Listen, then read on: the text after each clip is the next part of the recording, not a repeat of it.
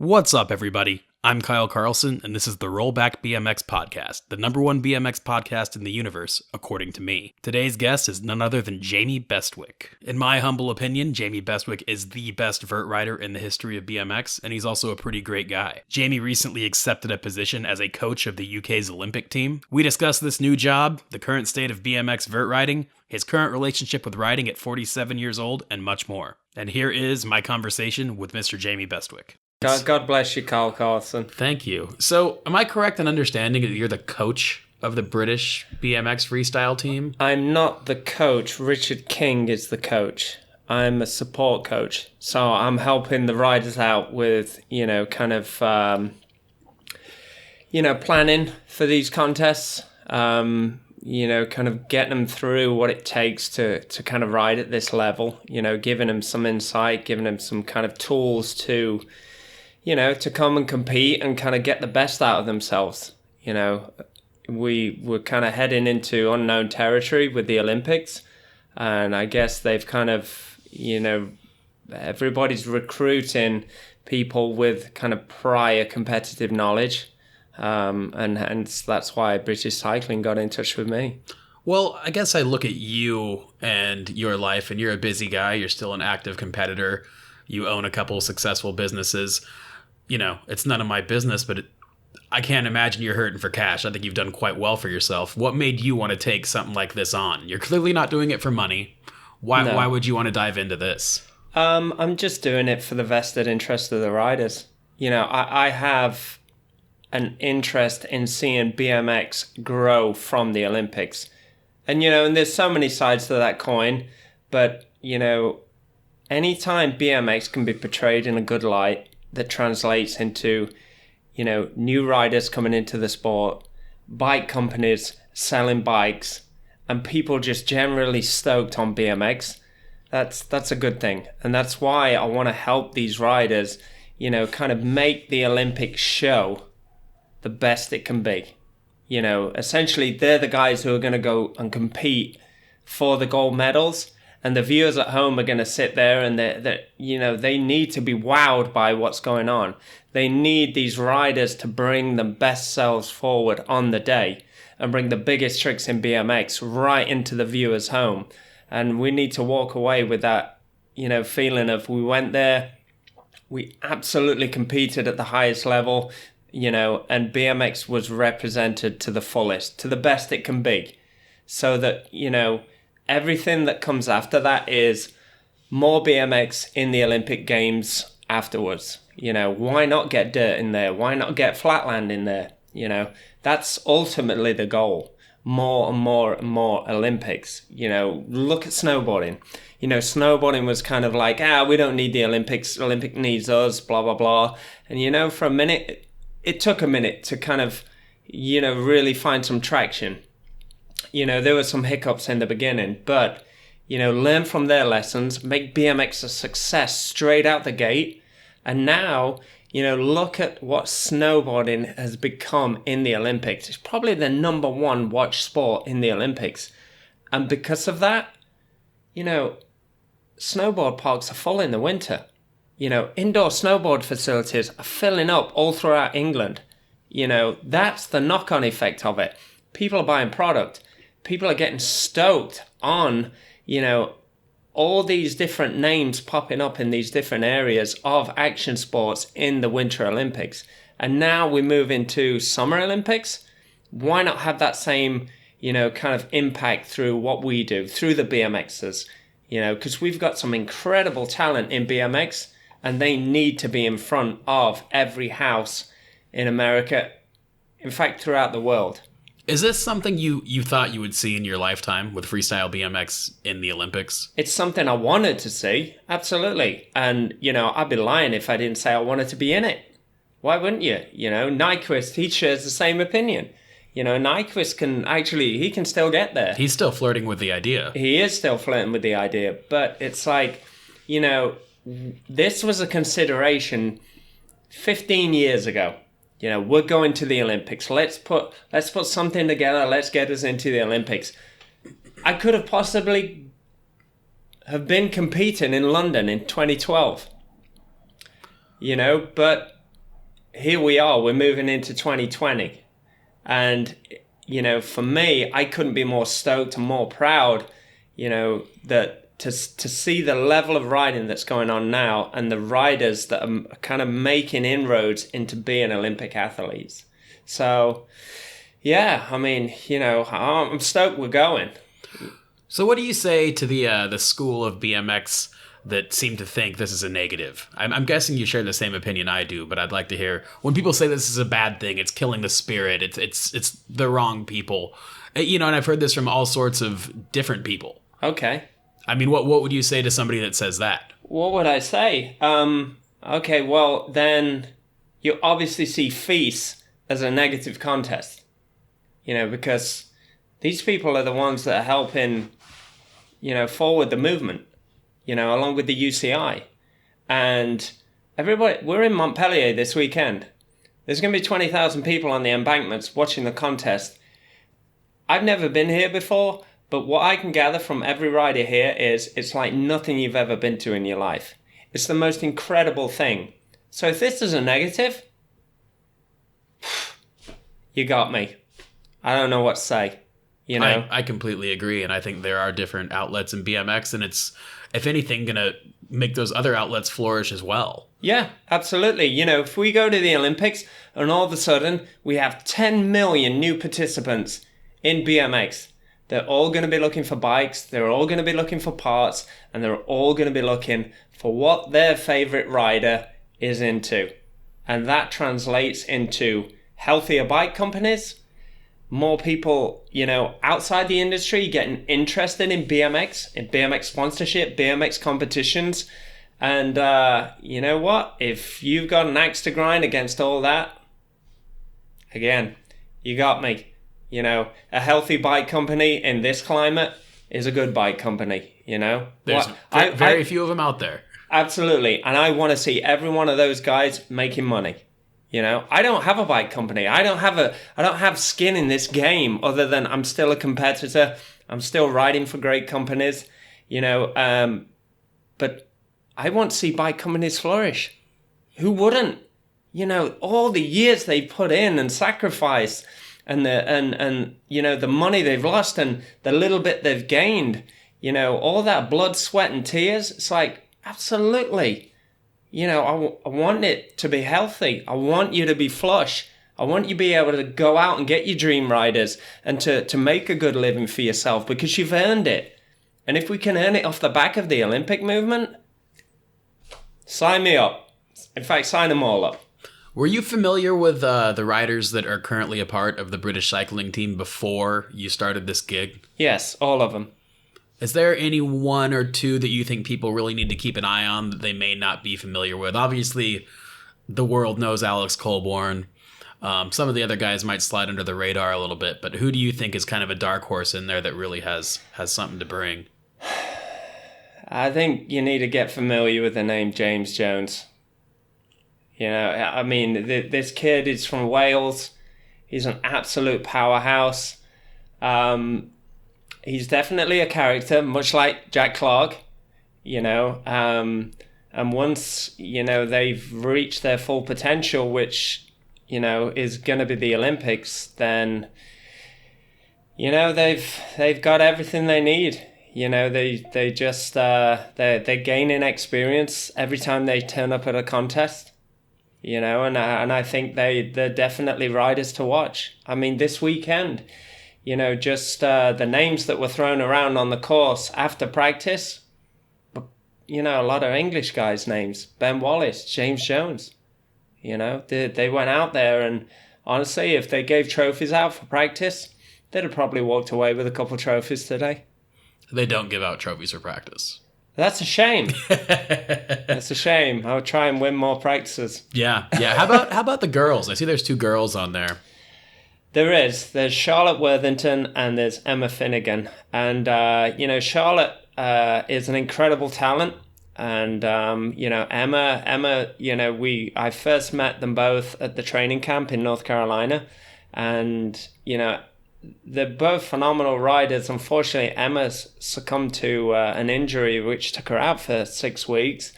But she's come back strong, and Charlotte was full health. She went to Japan, her first ever feast contest, ended up qualifying in 5th, getting 6th place in the final. But she has so much more to offer. And I think, the results of this weekend, I don't feel that they represent both athletes. I think you've got somebody coming back who's maybe, had a little bit of confidence taken from them. And, somebody who just had a bad weekend, And I think, for that young lady, she's got both sides of the coin now that she can look at.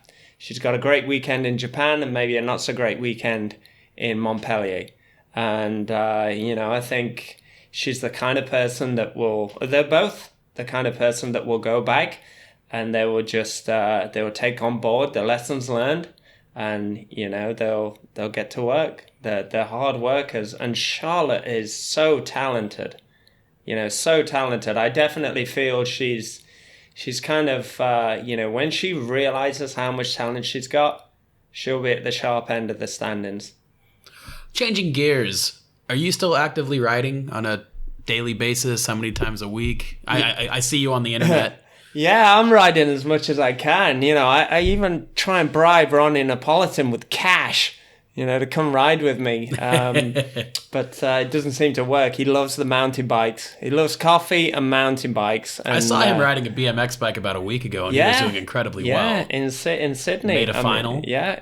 Did he make the final? Yeah, I think so. Did he? Wow. If not, he made my final. Well, he's a great guy. He is a great guy. Good-looking guy, too. It's unfortunate that he's good-looking and talented, and people like me exist. It's rough. What a dilemma. But, Ronnie, he comes out riding every now and again. But, I go to Woodward, as much as I can in the week, which usually equates to about 4 or 5 times. And I put my time in. I go to work and I love riding BMX. That's why I can't leave it alone. And, it is tough that maybe the state college scene has died a little bit. And especially the Woodward scene. But, camp's about to start up. And the Woodward engine is about to be fired up. And... we're going to see all these great kids come through in the summer, and that means that I'm just going to be down there every day of the week, When you go to the park, are you primarily just on the vert ramp, or are you kind of cruising whatever's going on? No, I just, whatever new stuff they build, like the outdoor concrete stuff, I'll go ride that, and then I'll go ride, Lot 8, Cloud 9. They just rechanged the Mini. I've been riding that a little bit. I put front brakes on in the winter, so I was kind of having fun with front brakes for a while. I just try not to limit myself to one thing. I think if you want to be really good, even at riding one thing, you have to appreciate all the other aspects of BMX too. The concept of cross-training, just BMX specific. Yeah. Yeah. Understandable. When you're on the vert ramp, is it pretty much just you out there? Yeah. Yeah. It gets sketchy sometimes. Trying tricks for real on the vert ramp when that, your cell phone's at the bottom of the resi and your car keys just in case, you kind of buy the farm. Yeah. Kind of a dangerous game you're playing there. It is, but it's dangerous even when you've got 10 people on the ramp. Absolutely. All they're going to do is they're going to get the phone before you do and they're going to call, the right people to come scrape you off the ramp. What do you think of the current state of vert riding? Or lack thereof? I think I've been asked this question for the past 15 years. Has the answer changed? No, not really. Yeah. There is talent out there, but, with all things moving towards park, there probably isn't the participants in Vert as there used to be. Vert was a big deal back in the mirror days and, you used to see everybody jumping on a vert ramp. But, I guess the momentum has really swung towards park. And now that the Olympics are going with park, it's very park heavy, and that's okay. I think, we've had some tremendous highlights come from Vert in BMX. A lot of legendary figures within the sport have all, paid their dues to the Vert ramp. And, I think it's kind of time for us to, maybe, share the knowledge to the new breed of, how to kind of find success on some of the bigger ramps that lead them to bigger and better things on the park course. What do you attribute the downfall, if you will, of Vert Participation to? Do you think it's an intimidation thing? Do you think it's just there's more skate parks with smaller ramps? I mean, what do you think it is? Oh man, if I go on the words of some of the American competitors throughout the years, it's probably that greedy Englishman who's over competitive and likes to steal first place a lot of the times. So that was the general consensus for a while, which I found mildly amusing. Look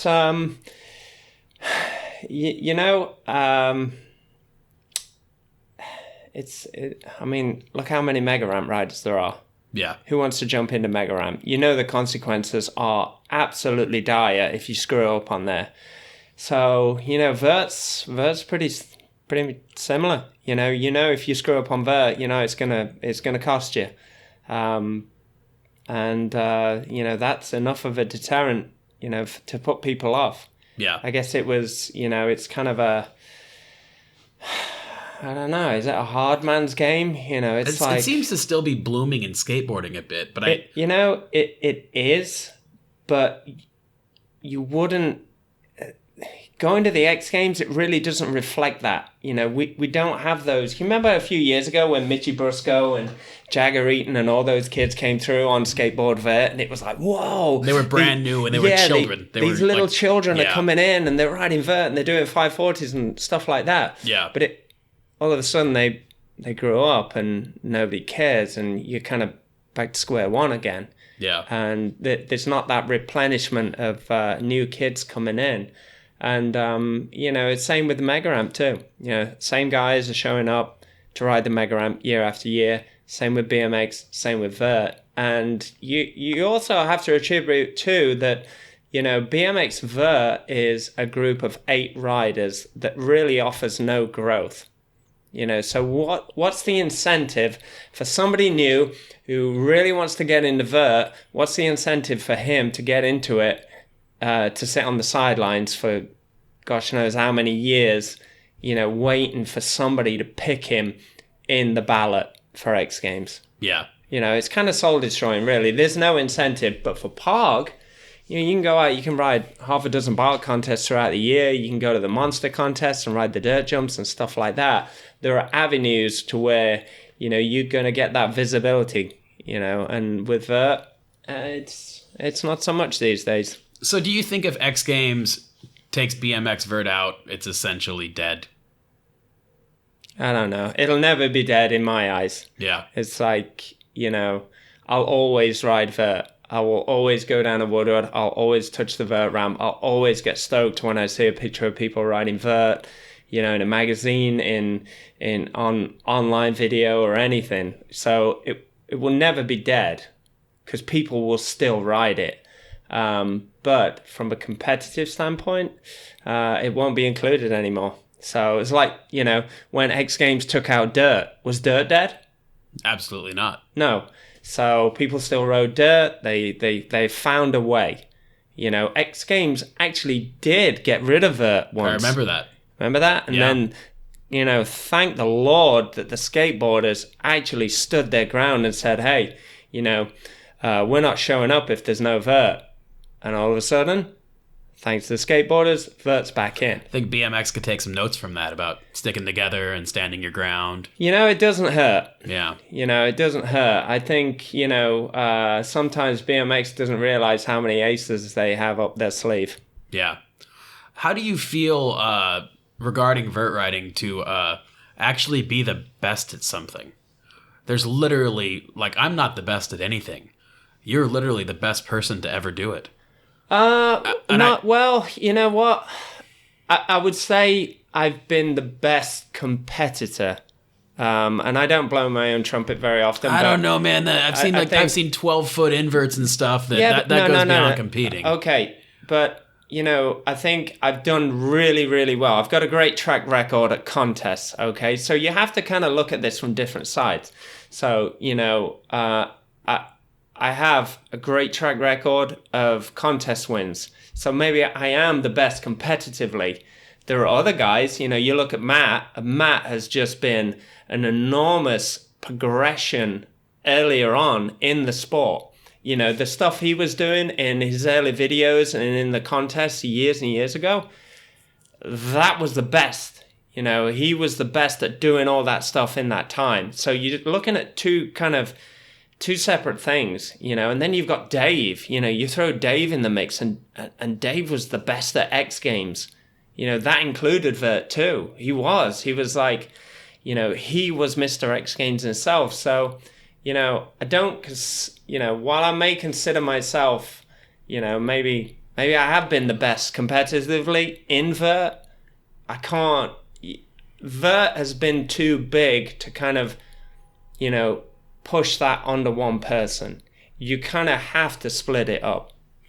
That's a very modest answer, if I may say. No, I think it's true.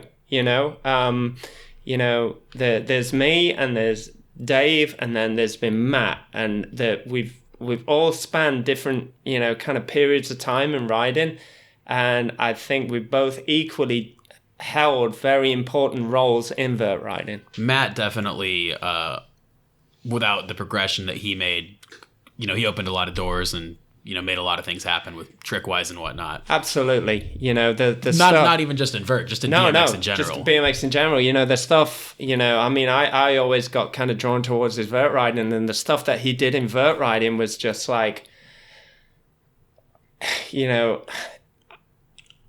I looked at the photos and I couldn't decipher how he got into these positions. Yeah.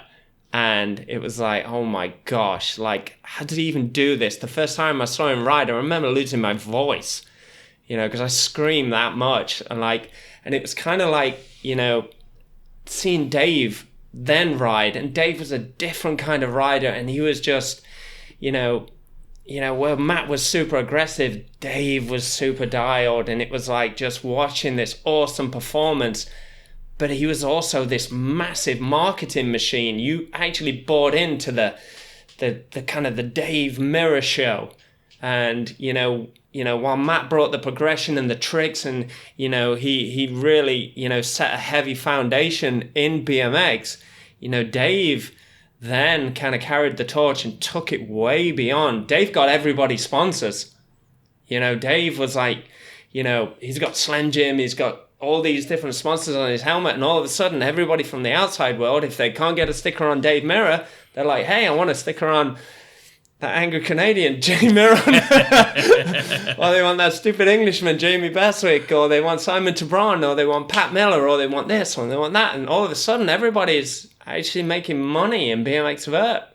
And that in part, Matt set the ball rolling. He got, he laid the great foundations, then Dave ran with it after Matt, and then, I've kind of, gone the competitive way, and I've tried to do my part at the end of it. So, it's, and there may be even more guys, that I'm missing. I think, you can't discount, all the competitors, guys like Jay Miron. I mean, Jay plays such an important role in BMX Vert. He's like Matt as well, where he progressed so much, not just in vert, just a crazy pioneer for the sport. Yep, absolutely. And he's always had that creative mind, and he's always had that drive, to succeed, and it's still going. He's doing great things in a completely different realm now. Yep. So I don't think, and while I'm very grateful that you kind of put the onus on me, I think that responsibility has to be shared with others as well as me. Are you still as competitive as you once were? Yeah. We allowed to swear on this Absolutely. podcast? Yeah, fuck yeah, I am competitive. God dang. Like, it's what keeps me alive. Yeah. You know, I mean, every day you wake up, there's no guarantees. You know, you're fighting to stay alive. You're fighting for air right now. So every time I get on my bike, I'm like, this is it. Like, I have to, you know, I want to get better. I still want to progress. Yeah, you know what? The clock's running. Time's going against me, but you know what? I got to go while I can. And, you know. So things like getting second last year in X Games, does that sting? Did it sting? Actually, it really didn't sting. I think everybody else was like, oh, shit, you know. I was like, honestly, 3 weeks ago, I was in hospital. Yeah. In such bad shape. I'd herniated my disc. I'd got, you know, partial numbness down my left leg. And it was one of those moments where it's like, oh, shit, this is the end. I didn't think it would look like this. Like, you know, I've got friggin' drips. I've got people, you know, putting syringes in my back, and I'm like, oh man, I honestly didn't envision that this is how it would end. And then, you know, 3 weeks later... When you say end, do you mean riding career? Or do you mean, yeah. I mean, that was the top and tail of it last year. Like, I literally was 12 feet out of a vert ramp, and I got a pain so intense in my back that it was like somebody had shot a lightning rod down my leg. And I had to get out straight away. I got out. I'm on the floor. I am just in complete agony. I run down. I grab my wife. I'm like, drive me to the hospital straight away. We go. We're in the hospital till 12 at night. I'm pumped full of fluids. And then, you know, from that, I kind of have to, you know, I did the old Matt Hoffman trick.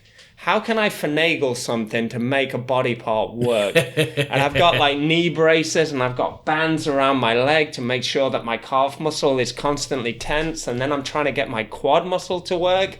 And it's like, you know, I look back at that X Games run, and I had to land everything perfect because I didn't physically have the strength to pump as hard as I would like to at the next wall. So everything had to be at the top.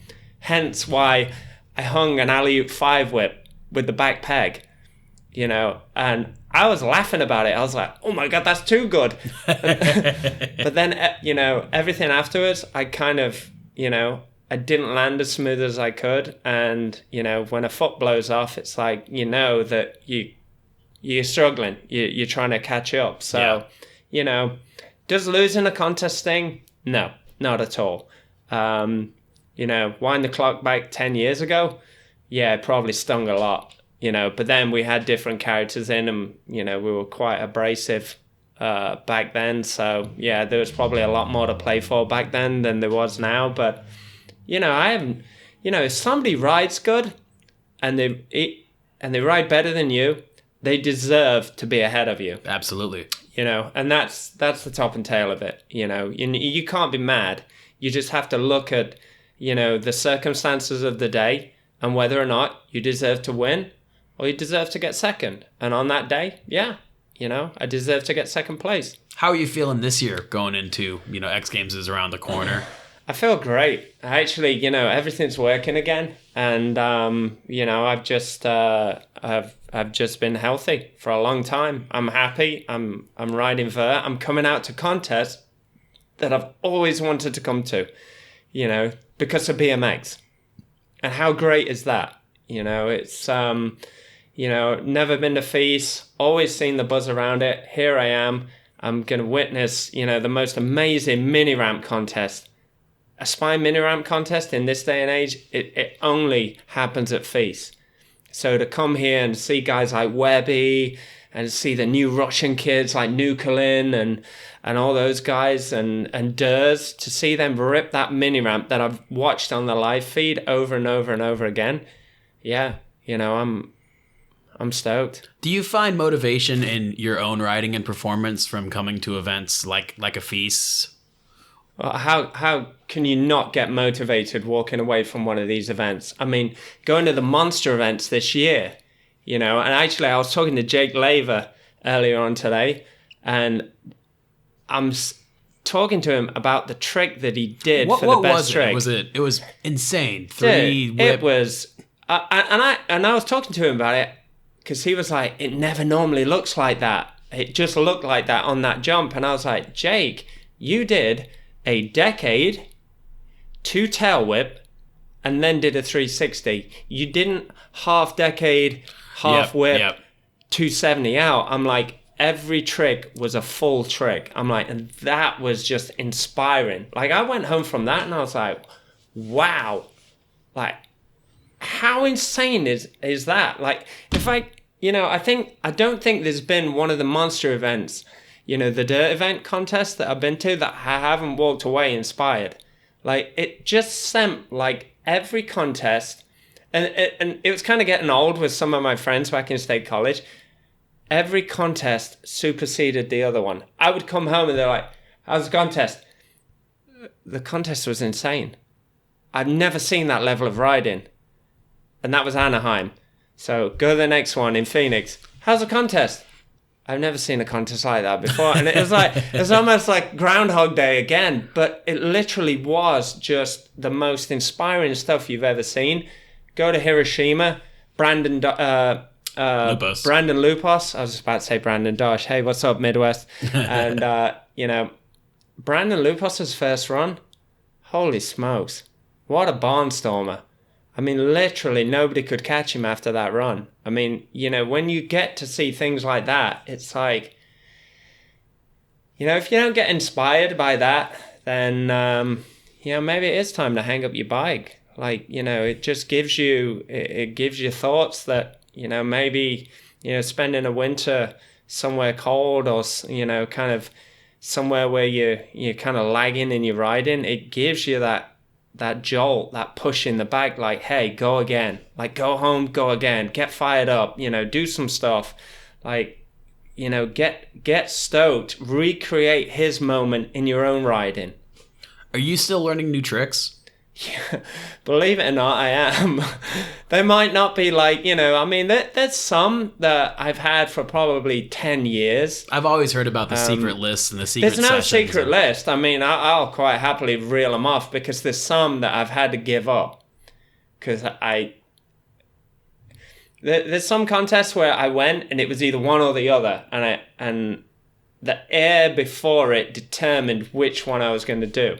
So I would always come away with one trick versus the other. And some of the tricks, I would try them at home and they didn't pan out too well for me. But yeah, there's no secrets. It's just riding, I mean, you look back in time, you look at Dave Mirra and it was like, oh yeah, the Dave Mirra secret list. Oh, he's working on this, he's working on that. It's all bullshit. It's just riding. I'm sure if you talk to Jake, Mark Webb, Alex Colborn, you talk to Durs, they're all working on dream tricks.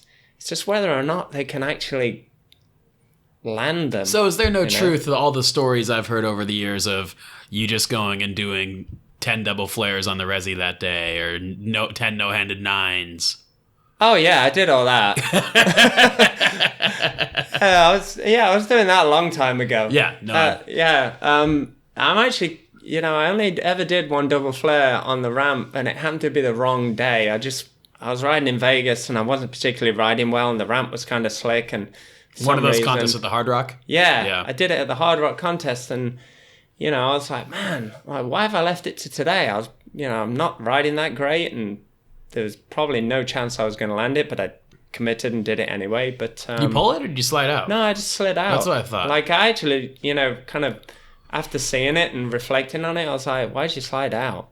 Like, I knew what I was doing. I was like, I'm going to land halfway down. I'll just slide out. Like, why not try and pull it? But again, it was one of those days where maybe nothing was going right and it, it seemed like it wasn't. I was struggling on very basic tricks, but no, that's what BMX is for, right? You just go and try everything. I'd be lying if I didn't say that, I would walk away from vert contests and I would go try somebody else's trick that they did for the first time at a contest, just to know. Yeah. Just to know, like, how awesome it felt or how bad it felt for me.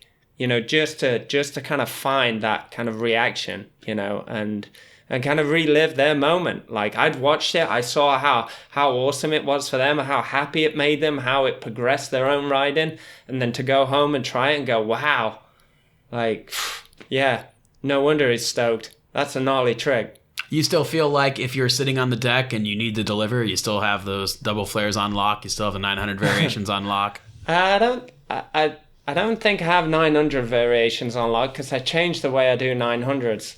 I don't know how it happened either, but it's like my alley-oop 5s. I used to have a bunch of alley-oop 5 variations, and then I changed the way I spun alley-oop 5s, and I kind of prefer the way I do them now, but it's not conducive to doing variations in. So same with the 9. I can't seem to spin like I used to on 9s, but you know what? That's my own fault for not getting them out early on. There were times where, I should have gone out and done the no-handed 9, and I didn't. Matt did it. And Matt did it, and kudos to Matt. He went, he did it, he got it done. He nailed it too. I didn't. He did it really good. Yeah, he did it really good, and, I didn't. Stevie went out. Stevie pulled a couple of them. Yep. So, that's on me, and that's procrastinating sometimes, saving it for the right moment. There's never the right moment, and, so not only are you learning, from a progression standpoint, but you're constantly learning yourself. Like, don't hold back. It's something you tell the next generation of riders, like, don't hold back, just go for it. Sometimes you have to listen to your own advice. Yeah. I think especially this day and age with the internet and social media, there are so many tricks that you can't sit on. If you do it, claim it. Yeah. You can't. The social media demands updating every day. Yeah. And, while it does have like a positive impact and a world's first, can only last 5 minutes, because then, somebody else will post another world's first in the afternoon or, whenever. But, it's, society is demanding that now, and unfortunately, sometimes it cannot have the impact that it really deserves, because you're seeing something for the first time on Instagram on a little friggin' 3x3 square, and years ago you would have had to waited until a big contest showed up, and you'd heard the rumors, or the last trick in a video part. You don't know it's coming. Yeah, you never knew it was coming, and that kind of that whole kind of build up has been removed now. Like, it's not there anymore. Even with some of the video parts that come out, they're absolute hammers. There's no disputing, they're absolute hammers. But you get to see these guys ride on a daily basis. They're posting stuff on their Instagram that is like enders, a few years ago. Absolutely. And unfortunately, you look at it and it's got your attention span for the length of the video, and then you swipe up and there's a hot chick. There's a hot chick, or and there's like a Porsche, or a souped up Toyota Tundra, or whatever's in front of your eyes, who you kind of follow. It's right there. Yeah. And that's a shame. Yeah. No, I definitely get that with even like other sports, like other sporting accounts. I'm thinking about BMX, and all of a sudden I'm reading about Conor McGregor going to jail. It's like all of a sudden my mind is gone. Garrett Reynolds can go from the hardest combo line in the history of street riding. Yeah. And then with the stroke of a thumb, it's like, oh, Conor McGregor's going to jail. Oh my God, that's huge news. Like, it completely supersedes what Garrett just did. And Garrett just killed it. 30 seconds of blowing your mind. And then, Conor McGregor's going to jail and the world's about to end. Yeah. Shit's crazy. Yeah. Do you plan on living the rest of your life in State College? No. Do you want to go back to England, or no?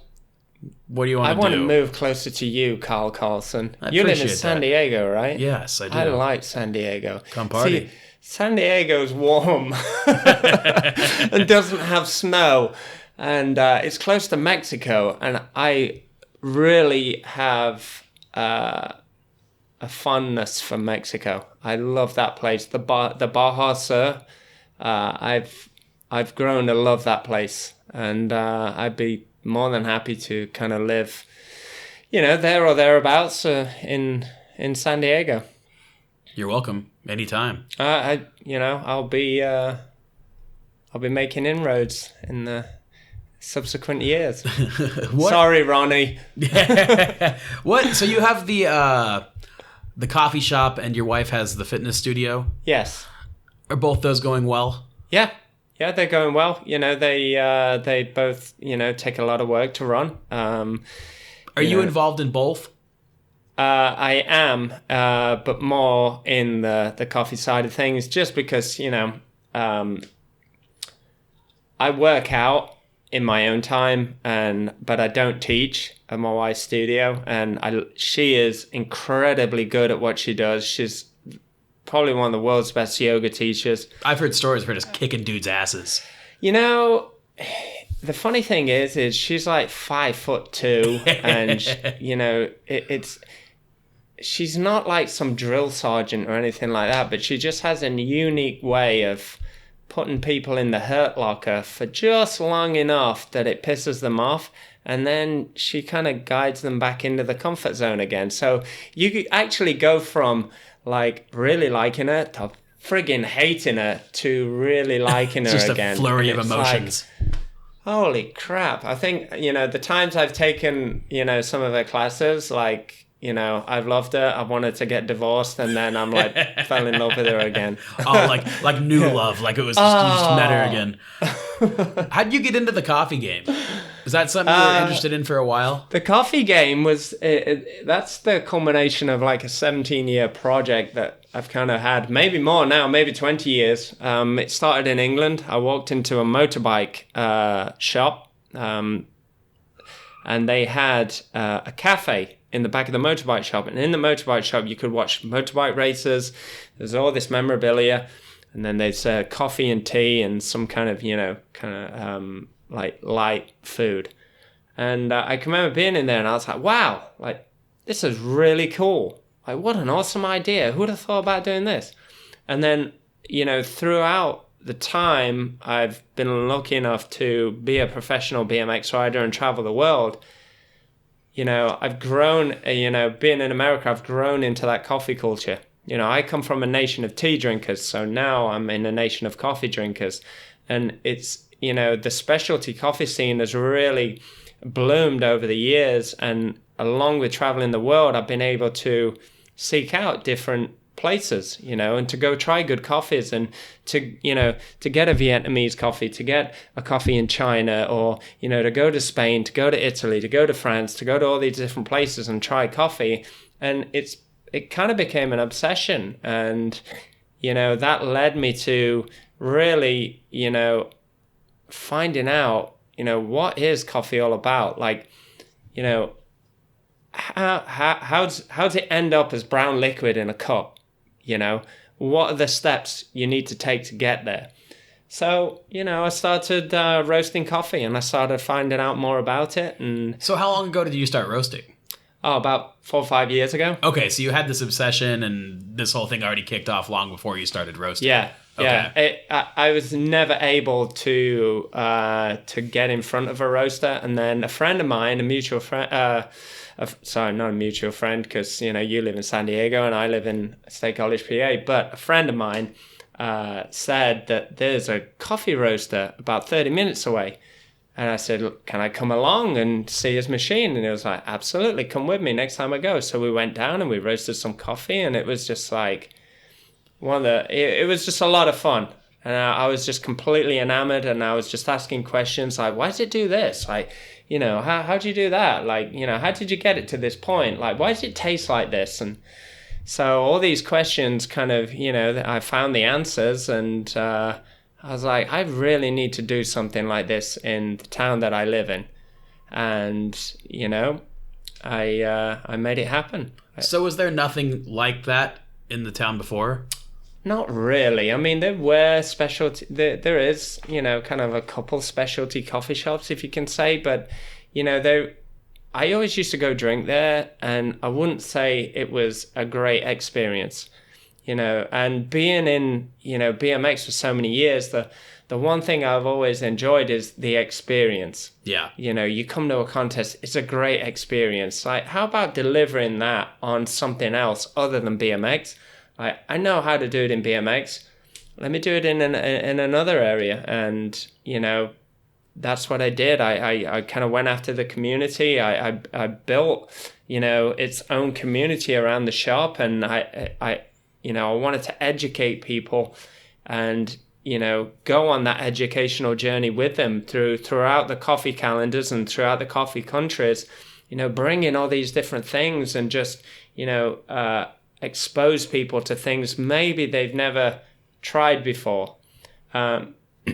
So is that happening, or are there people turning onto it, getting excited? We've been doing it since day one. I mean, we have been bringing in things that, you know, like, you know, people in town wouldn't even dare think about. You know, I mean, when you think of coffee, it's like, you know, a morning blend, medium blend, dark roast, you know, and, you know, that is like kind of gas station coffee culture. You know, nowadays it's like, you know, you're bringing in Kenyans, Ethiopians, Guatemalans, El Salvador, Costa Rica, on and on and on and on and on. And the different processes within that, and the different ways of roasting it, and the different ways of preparation. So, you know, coffee is much like the craft beer industry. You know, there's so much more to beer than Bud Light. Yeah. You know? And people are seeing that. They're going out and they're appreciating it, and they're getting to taste things that they normally wouldn't drink, and they get an education too, you know, because everybody that's in this kind of like specialty movement, they want to give the consumer the knowledge so that they're not intimidated. You know, maybe if they don't become a repeat customer at their shop, they're going to go somewhere else, and they're not going to have that intimidation factor. They're not going to look at it and go, God, I didn't order a cortado. Like, I don't even know what one is.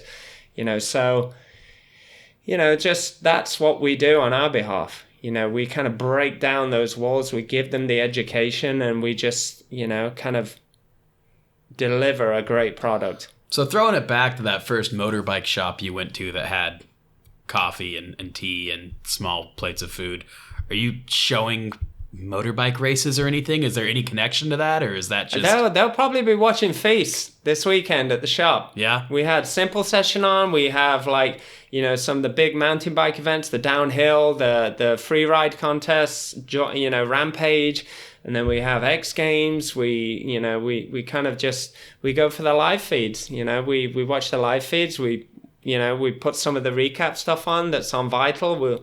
You know, we try and, you know, I mean, me and Ronnie are BMX riders. Yeah. In the shop. We like BMX rides.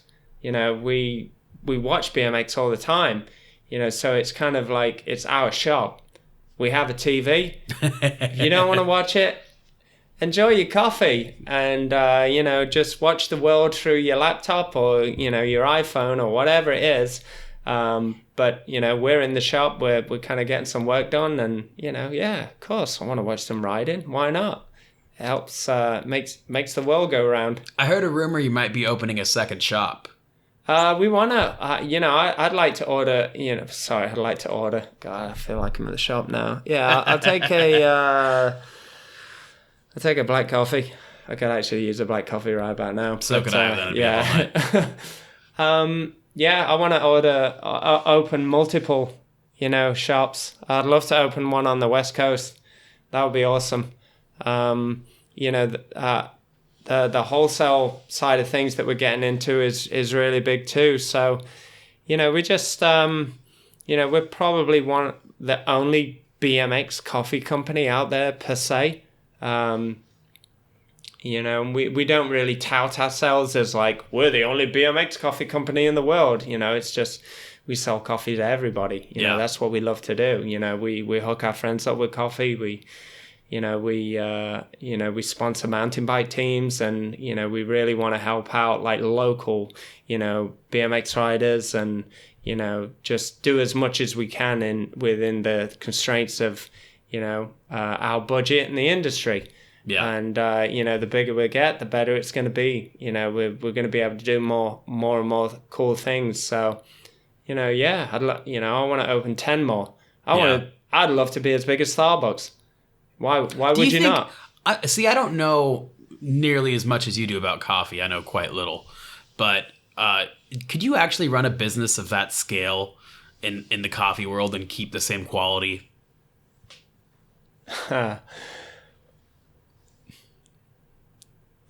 You know what? Starbucks has done an incredible job of being consistent. Yeah. In whatever you deem that product to be, whether you think it's good or bad, they're very consistent with their product. Incredibly consistent. The thing with specialty coffee shops is they're constantly changing coffee regions, and they're constantly bringing in different methods that the coffee has been, either grown in or washed in or dried in. There's so many variables, whereas, Starbucks bring in a certain blend of coffee. Yeah. And they roast it the exact same every time. Whereas the coffees we're bringing in, they've probably got, if we bring 12 different coffees in, that's 12 different types of roasts we have to do. They're not all going to be the same. They're all different. Whereas Starbucks, they'll do maybe 3 different types of roast. And one is a medium, one is a dark, and one's an espresso or something like that. So, their world, maybe isn't as complex anymore as a specialty coffee shop. But they're doing great. They have a consistent product. They're very dialed. Every franchise that you see is just impeccable, and they all carry that same message of Starbucks throughout. So, you can say what you want about that company, but I kind of find them inspiring. Yeah, I went to a Starbucks a couple months ago in Saudi Arabia, and they had a separate entrance for families and for single people and just all the crazy Saudi Arabian Muslim law and whatnot. But then you go inside and it's just regular Starbucks and it tastes the exact same. Yeah. So whatever they're doing is pretty incredible. It's consistent, right? Yeah. All across the world. You can go to Saudi Arabia, you can go to China, Japan, you can go to State College, you can go to San Diego. Yeah. And you'll get the same cup of coffee. Yeah. And that's pretty awesome. Yeah. You still riding the Trail Boss? Yeah. I brought the grey and yellow one with me. I left the red one at home. I love it. I really do enjoy riding that bike. It's it's a bike that I wanted ever since I used to ride for GT. My friend from England, who now lives in Austin, Texas, Jay Allen, he turned up at Derby Skate Park with the green Trail Boss. And I can remember seeing it at the time because every standard I'd seen to that point was like the clear coat blue or clear coat red, and they were so beautiful in their own right. But then when this Trail Bus showed up, it was kind of like a little bit, kind of gritty and armied out, and I was like, that's a good looking bike. And the name doesn't hurt it either, Trail Boss. So when I got the opportunity, I got in touch with Rick, and he was like, I'll build you. I said, all I want is a rigid bike. I want a really rigid bike so I can ride Vert, and I don't want any flex in the bike.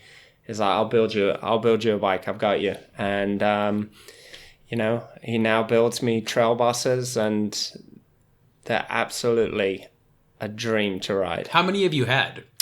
I got 2. Oh, is it just the gray and the red? I just got the grey and the red, and then Okay. I'm now, kind of going through, I'm sorting out which colour I want to do for this year.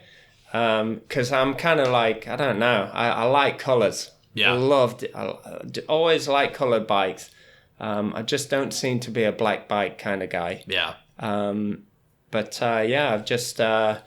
just been choosing a couple of colours, and I'm going to get that made. And, Profile have always been so good about hooking me up with hubs and, and stems and chain rings and just building my wheels for me. So,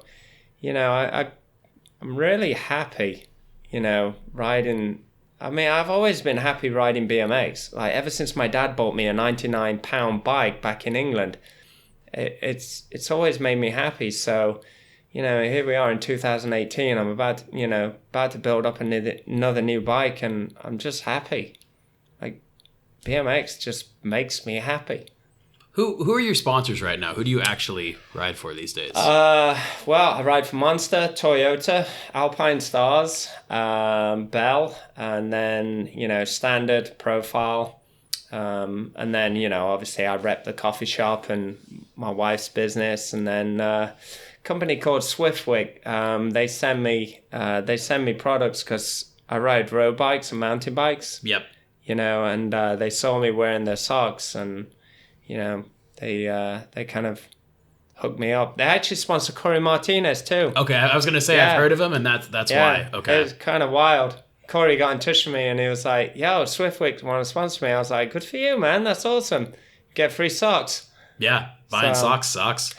I go through a lot. Yeah. If you've seen my toenails, I go through a lot. They're pretty gross. Take your word for it. Thank you. What's your day-to-day workout regime? How do you stay on it?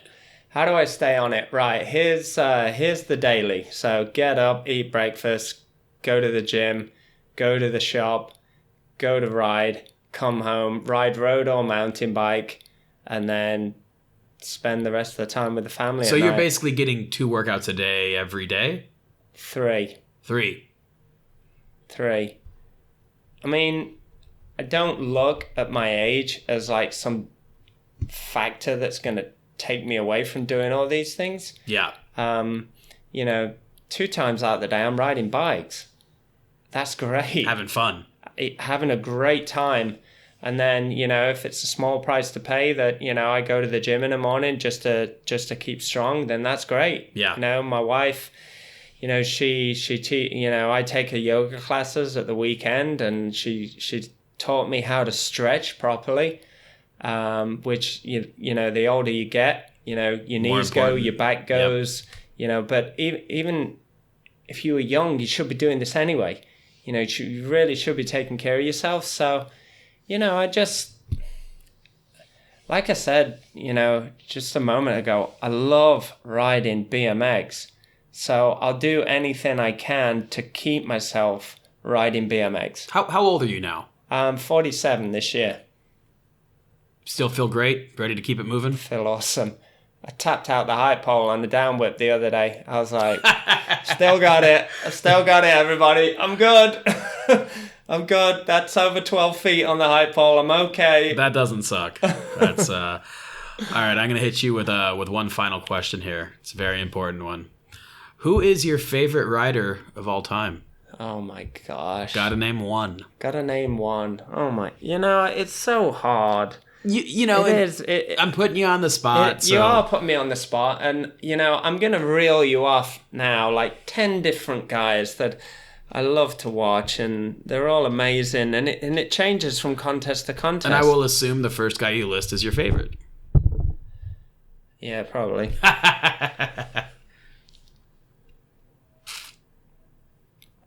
This is a tough one. But the guy who I enjoy watching and is probably my favorite rider to watch is Kevin Peraza. I really enjoy how much he enjoys riding a BMX bike. I don't think I've ever ran into him bummed out. Yeah. Even on his worst day. And just when he gets onto a park course, I know he can do all the lines. I know he could win the contest. He's already proven that time and time again. Yeah. But I appreciate that he will go out and find the quirkiest things on the course and entertain himself on there while everybody is stressing about not pulling a flip whip over the box jump. And, that to me is like, that's worth going to a contest for. Just to watch him ride, and when he does have the time, to put edits together, they're very well thought out. Yeah. And they're different, but it's everything you associate with Kevin Peraza. So I would say my favorite rider at this moment in time is Kevin Peraza and Jake Laver. Who are the other 8? Who are the other 8? Lupos. Get older. Let's talk all time. Lupos. Let's get old. Let's get all time. One of my absolute favorites that really turned me on to freestyle BMX, Dave Slade. Dave Slade then went on to be a Hollywood movie director and did 30 Days of Nights. But when I went to a contest and Dave Slade showed up to do a demo, he rode for Dino Bikes, and he was a member of the Trumpton Riot Squad. Just some fucking typical English. Oh man, I just swore. Just some typical. Just some typical crazy English group of BMXers in that period of time, and he showed up on a pink dyno with the dyno pants and the helmet with you remember the Eddie Fiola studs on the top? He had that, and he was just loud, and he was crazy, and he was pretty crap at riding. But the highlight of the show was he did a 540 about 6 feet out and absolutely ate crap so hard, and he got up like a champion, and he rode to the kick turn ramp, and he did a 6 foot fakie, which he equally crashed just as hard. And I was like, this is awesome. This is what I want to be a part of. So Dave Slade, he was a good one. Obviously Matt's done some insane variations throughout his entire career of riding, and with the mega ramp and stuff like that. I mean, that was insane. Kevin, I mean, when you talk about mega ramps, I think Kevin was literally the master of that ramp. Yeah. People have done some insane stuff on it. James Foster, bar spin triple down whip last year. But Kevin could do 20-foot flares and land on the coping.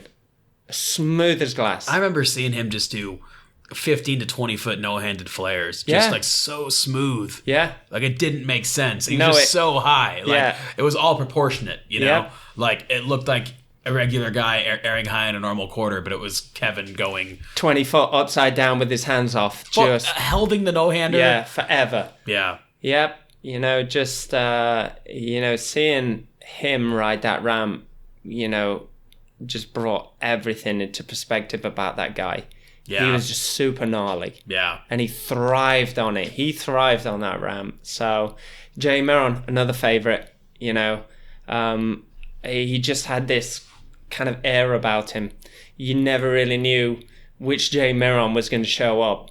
But you knew that it was going to be good regardless, So, Jay was another one. Dave was just all time. Yeah. Like, he was a rider's rider. Like, you saw Dave and you wanted to do, you just wanted to be Dave Mirra. You wanted to do the Dave Mirra tricks. You wanted the style of Dave Mirra, and, just the aura he carried around with him, So, Dave, Dave was just, he's all time. And then, you go to guys like the trail riders, like Doyle and Nasty and all those guys, and some of it is for the riding, and some of it is for the character that they are. Yep. And, Dave Asato, Frymouth, Brian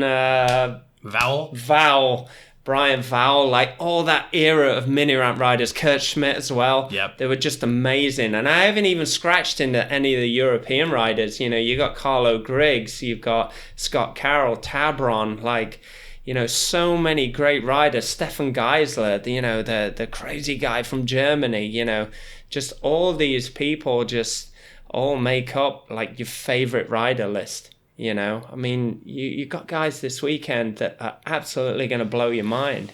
Guys like Jeremy Mallet, guys like Colborne, guys like Jack Clark, James Jones, like all these people are here, and you're going to just be absolutely blown away by them. So Larry Edgar, just you can go on forever, because on a different day they're your favorite rider, because they do something and you're just like, oh man, like, I'd love to be able to do that. Like, he is absolutely, on that day, he was the best. Like, I love to watch him ride. Have you seen Chris James ride? Chris James? Rides for Colony. He's from Australia.